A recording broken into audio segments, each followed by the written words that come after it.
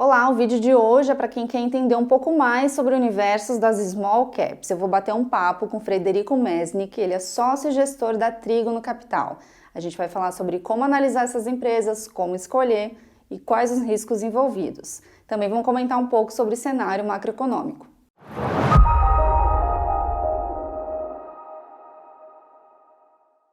Frederico, obrigada pela tua presença aqui, obrigada por ter vindo aqui falar com a gente. Obrigado pelo convite. Queria, para começar, que você contasse um pouco da sua trajetória até chegar à Trígono. Então, tem uma trajetória longa, né? Eu estou fazendo esse ano, em 2019, 30 anos de mercado financeiro, 30 anos de profissão, né? Então, eu comecei minha vida em 89 no Chase, como analista de crédito, como estagiário de crédito, né? Passei pelo Banco Julius Baer, na época não tinha escritório no Brasil, então foi fora. Depois fiz um MBA na London Business School, uma extensão em finanças na Universidade de Chicago. E trabalhei um tempo em consultoria, que foi a única fase que eu tive fora do mercado, na McKinsey, né? McKinsey me deu uma base muito interessante de estratégia, né? E de como entender melhor o mundo dos negócios. Da McKinsey eu passei pelo Banco BTG Pactual, na época era Pactual, onde eu fiz Investment Banking, né? E em 2005 eu abri a Humaitá Investimentos. Essa Humaitá Investimentos, ela teve 10 anos, né? Eu fechei a gestora em 2015 e abri uma nova gestora com a Porto Seguro, com a seguradora, né? Que chamava Porto Capital. Esse projeto durou um pouco mais do que um ano e meio, né? E a gente acabou desistindo do projeto, acabou tendo um desalinhamento estratégico do nosso lado e do lado deles. E foi aí que eu abri a Trígono Capital com o meu sócio atual, Werner. Legal. A Trígono é bem jovem ainda, Sim. né? Uma empresa jovem. Sim. Vocês abriram quando? A Trígono é jovem com 2 sócios de cabelo branco. Né? Pelo menos o meu tá ficando branco. É uma história bem interessante a Trígono, porque assim, eu conheci o Werner no meu primeiro emprego no Chase. Eu era estagiário de crédito e o Werner já era analista de crédito. Então o Werner tem uma formação muito grande, muito forte em crédito. E a gente, durante anos, ensaiou trabalhar junto, ensaiou abrir a gestora junto. Quando eu abri a Humaitá, convidei o Werner para vir comigo, né? E o Werner acabou, estava num momento profissional que ele achou que não era interessante fazer a mudança. E 2 anos depois disso, ele acabou indo como sócio da Victoire Brasil Investimentos. Durante esses quase 10 anos que ele passou lá, o Werner foi um dos maiores gestores de small caps do Brasil, tendo feito a gestão de mais de $1 bilhão de fundos, grandes fundos soberanos, grandes endowments.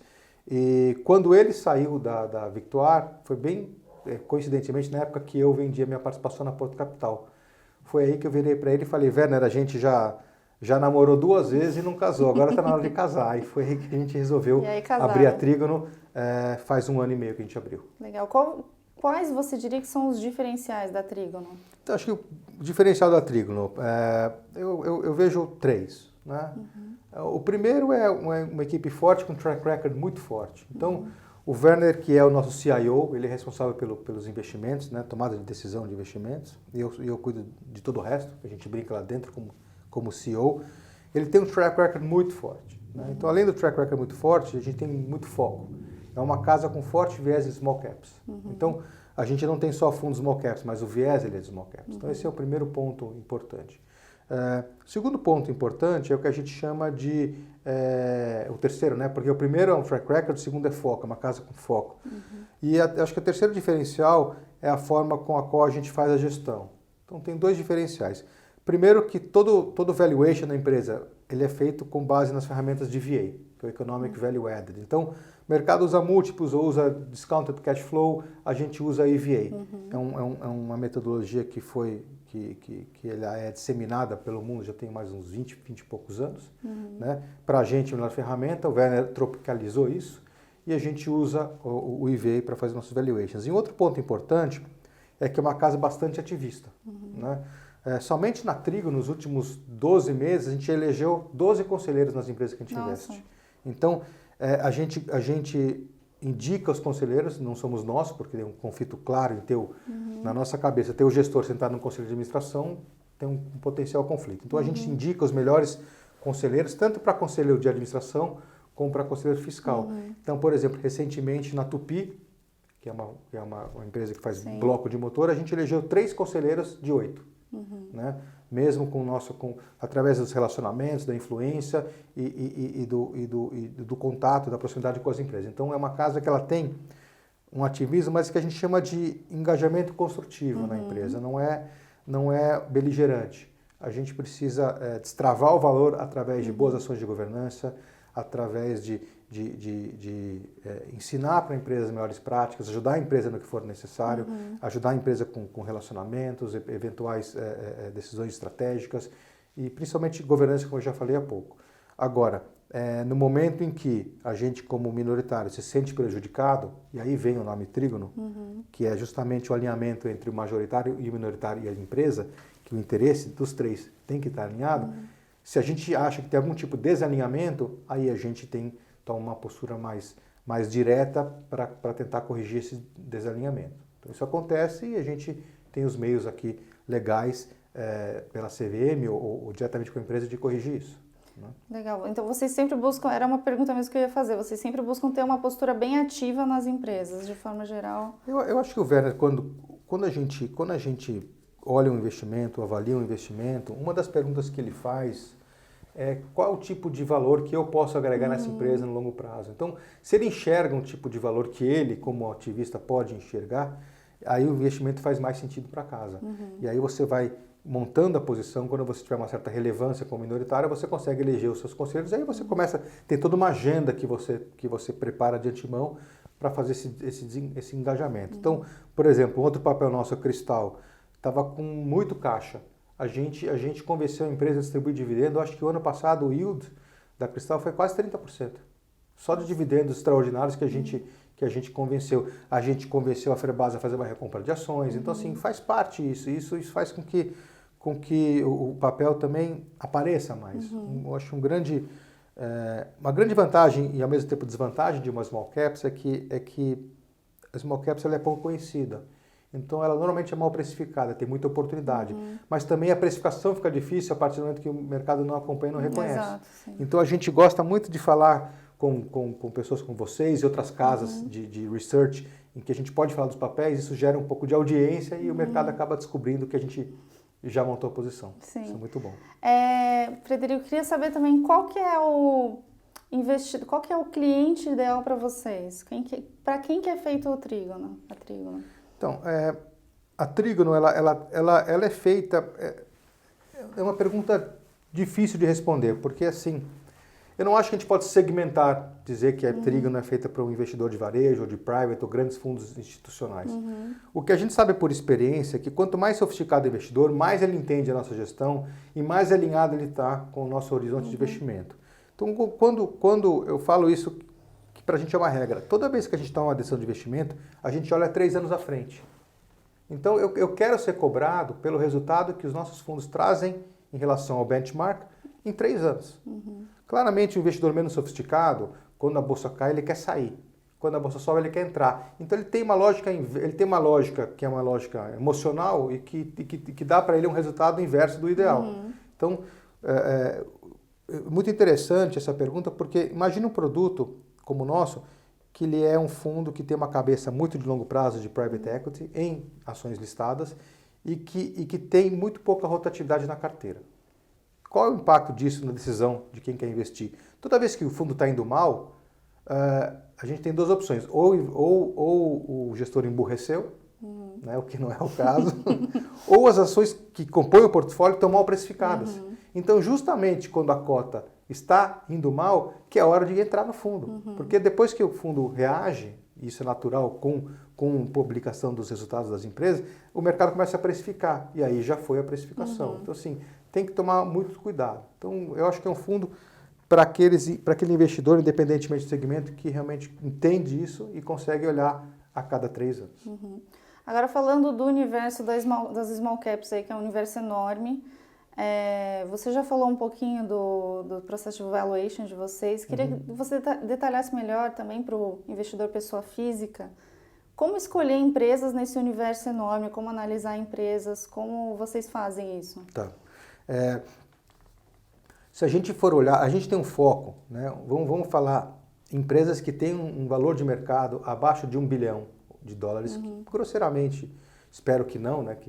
estamos falando de 5 bilhões de reais. Então, empresas que têm um valor de mercado entre 5 bilhões de reais e 100 milhões de reais e que negociem ao menos 30 mil reais por dia. Eu estou falando de, grosseiramente, 110 empresas listadas na Bolsa. O valor de mercado somado dessas empresas dá mais ou menos 200 bilhões de reais.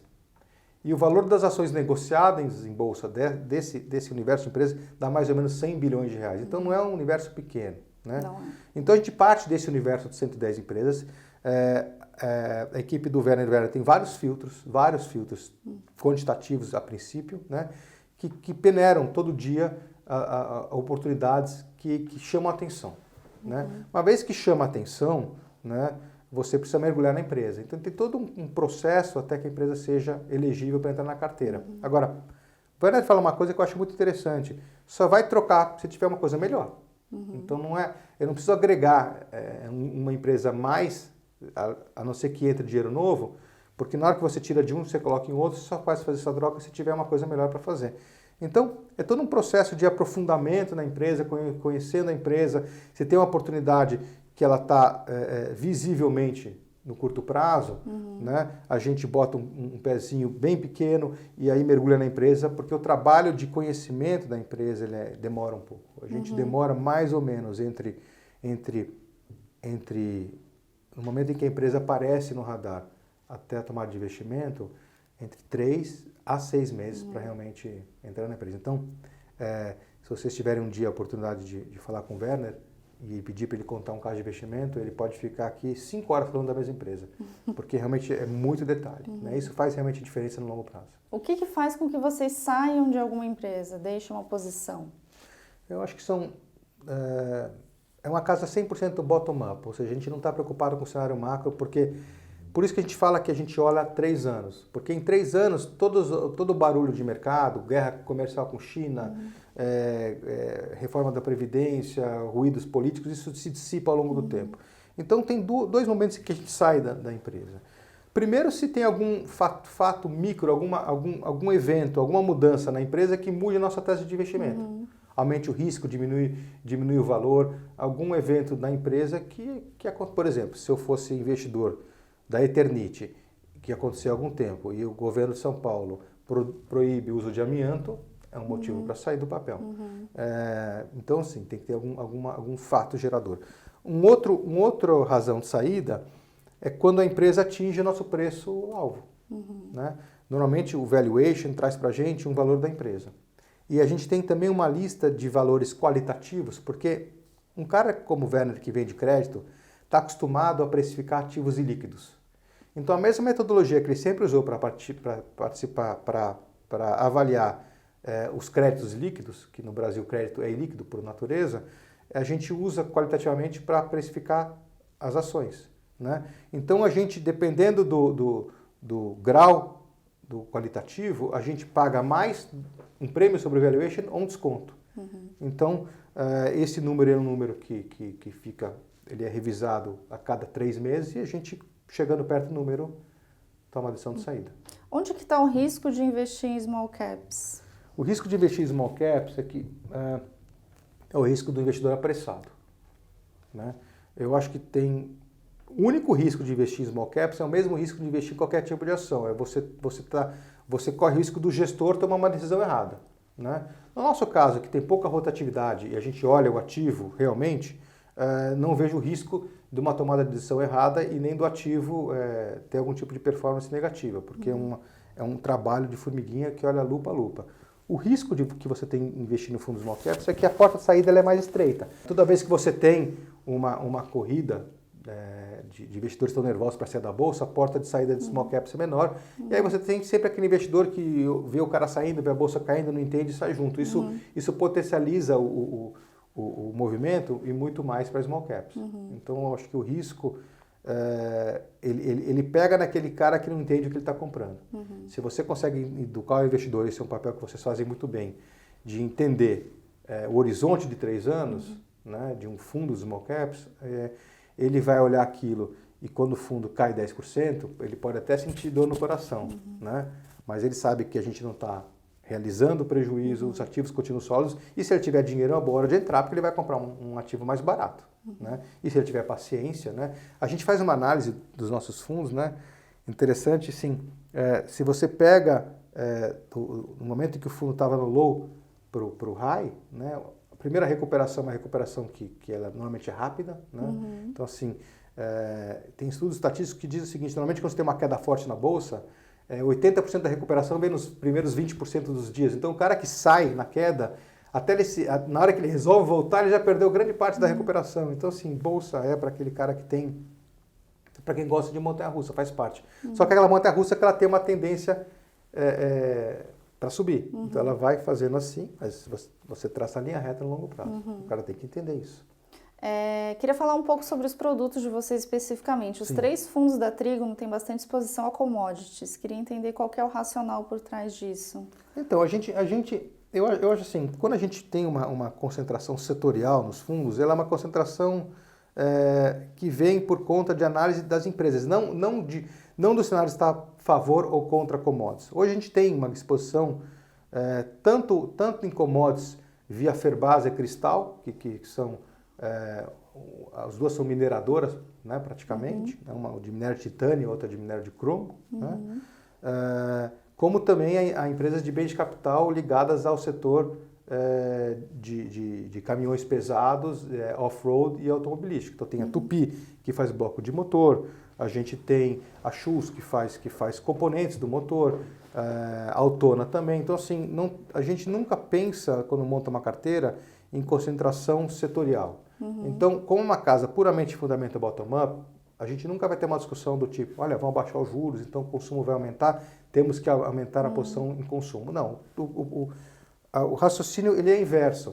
Ele vem daqueles filtros que eu comentei, que são puramente filtros micro da empresa, e havendo intenção, chamando a atenção, a gente caminha para entender quais são os triggers de valor daquela empresa, quanto vale aquela empresa, por que ela está descontada, tem todo um trabalho.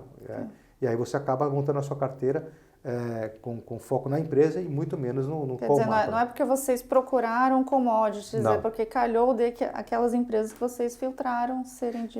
Obviamente sim, mas tem um detalhe também, que assim, quando você faz um valuation de uma empresa exportadora, né, o câmbio é um fato importante.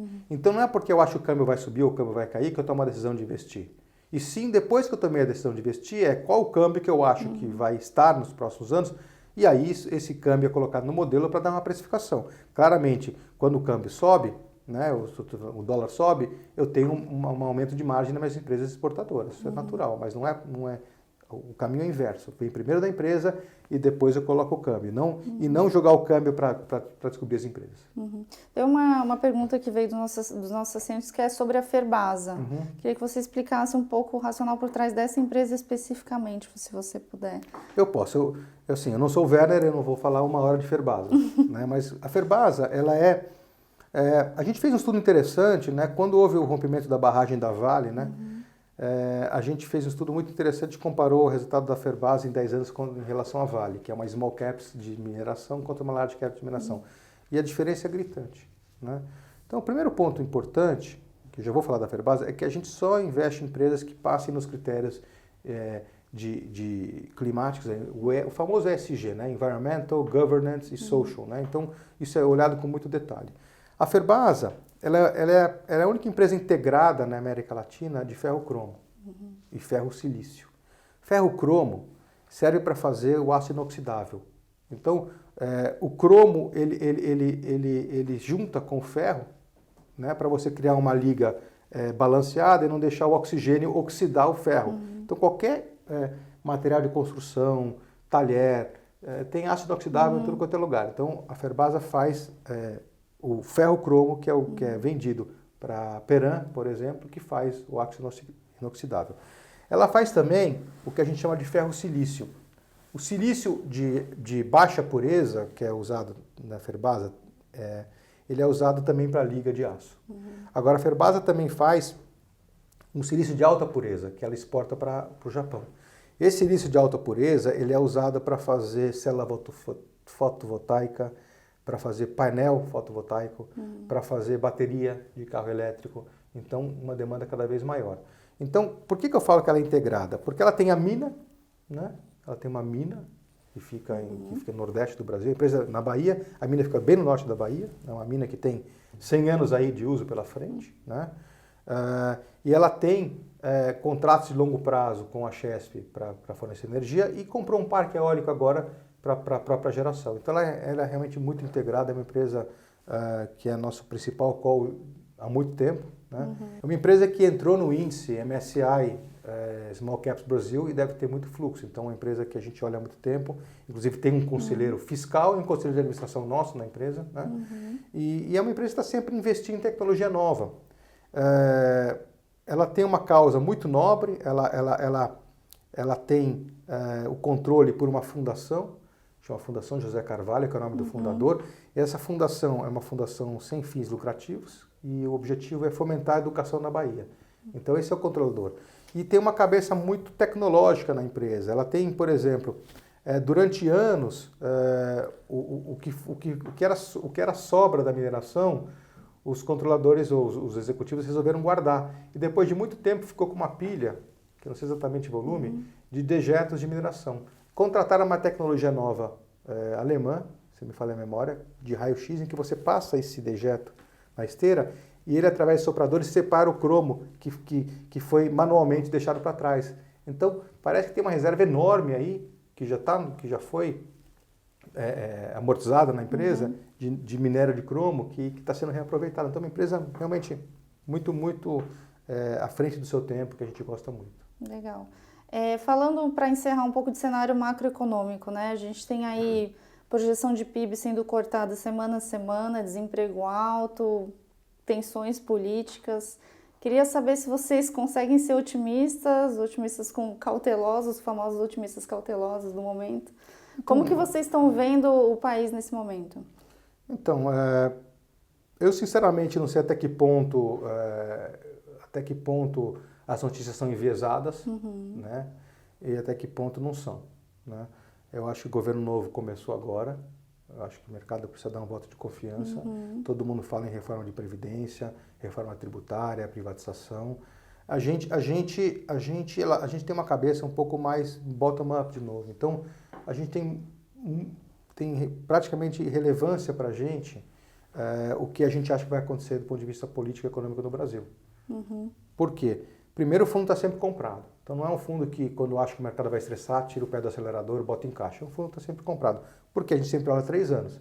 E ao olhar 3 anos, o que mais importa para mim não é se o PIB vai crescer, se o PIB não vai crescer. Eu quero saber se as empresas que eu invisto vão crescer. Né? Tem empresa nossa que cresce 20% ao ano, independentemente se o PIB... Entendeu? Porque assim, o PIB é um agregado da economia inteira. Então, quando a gente olha empresa a empresa e vê um setor desaquecendo e, portanto, a empresa desacelerando, aí sim isso tem um impacto na nossa tomada de decisão. Quando a gente fala, por exemplo, que tem uma parte relevante da carteira hoje dolarizada, é como se fosse um hedge para qualquer tipo de estresse no mercado. Então, se a gente tem um dólar passa dos níveis e começa a dar algum tipo de estresse no mercado, independentemente do motivo, as nossas empresas vão ganhar muito mais dinheiro. Então, as ações caem, quando vem o resultado, surpreende o mercado, ele sobe. Então, isso é uma coisa que acaba acontecendo de uma forma indireta, de hedge. Então, é muito difícil você estar na Trígono Capital e ter discussões de cenário macroeconômico. Para a gente, realmente não é relevante. Agora, o que a gente tem por exemplo, discussão sobre vendas de caminhão, discussão sobre o mercado de ferro-cromo. Quem dita o mercado são sul-africanos, então o Werner acompanha muito o mercado para saber tendência de preço. O preço é negociado a cada 3 meses, então é por aí. Então a gente tem, por exemplo, uma posição menor em São Martinho.